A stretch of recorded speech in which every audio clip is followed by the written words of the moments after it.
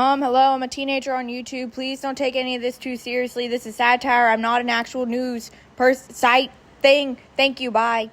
Quote, Harvard professor with polarizing alien theories is picked to be the new White House lead of the UFO Council. The Harvard professor has often been considered hard to work with, has disconnected ideas with little to no evidence, and maybe even possibly is emotionally distraught. And I think that this is because he is an alien with homesick withdrawals. I mean, his name is Avi Loeb, and I want you to look at his grin for a second. In 2017, a white orb chunk type thing was within Earth's orbit, and others, co-workers, reasoned that it was possibly just an ice chunk. But Loeb suggested that it was the tail of a spaceship. With his difficulties at work, he reasons that this is because his coworkers lack the imagination that he does. He also says, quote, that it's like a detective story. It's a lot of fun as long as you don't pay too much attention to the critics, end quote. So I think that he's the perfect fit. I mean, if the United States wasn't already being ran by extraterrestrial beings seeing how far they could push the human race, he's just of the same mindset as anyone else high up in the U.S. government. I think actually that he possibly might be to our benefit by creating the new slogan, not the land of the free, but, quote, it's a lot of fun as long as you don't pay too much attention to the critics. Other hypocrite Clarence Thomas wrote a 91-page dissent against the 14th Amendment today. A black man writing against the citizenship of naturalized people, whether immigrants or previously enslaved. And to me, it's kind of like a robot asking to be unplugged. It makes me think being considered for Congress or any higher government position, they have to be asking these people to take the BDSM test and only considering people who score high on masochism. Back to the robot thing, though. Do you think that there'll be freak robots in the future when AI takes over and everything and be yearning for pain and like moaning and saying like, yeah, just like that, pull the plug right out the socket, I love it, you know? I don't know.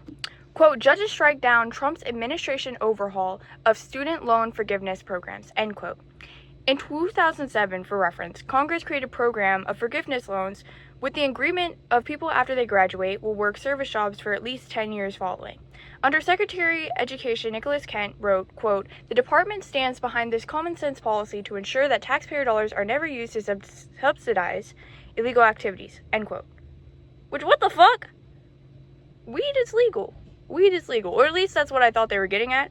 But actually, Kent is targeting based on perceived political views. And I say this because Kent intends to exclude people from the program if they engage in, quote, trafficking or chemical castration of children, meaning hormone drugs, or what he calls illegal immigration in support of terrorist organizations.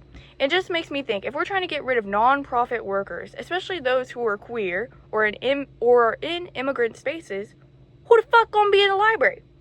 The only people in the library are gay or trying to learn English. I'm not saying reading is gay, but reading is gay. Donald Trump, again, seen flying the Qatar jet, gifted by Qatar.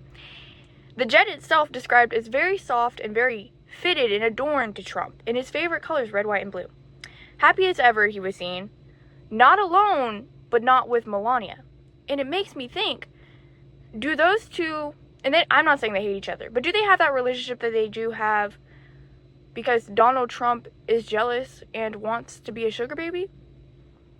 Does he only find happiness when he's getting that sugar treatment? Americans have always had this sense of pride, especially in spite of circumstances. Every time a Florida man does something, a fairy gets his wings, you could say. And there's some good stuff.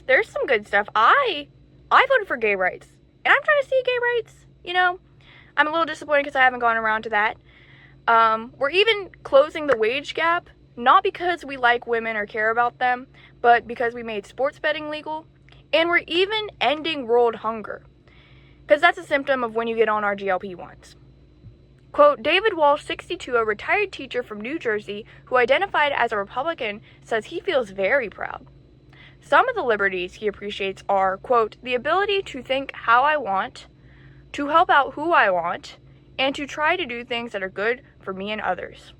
Which, I mean, thought crimes aren't really a thing, you know? And this article just comes to show that Americans are proud but worried for what is to come, which is what I say every year when I give the kids in my neighborhood fireworks, which ultimately light the gazebo up once again. Rita, come here. Come here. Come here, Rita. Rita Lee Productions.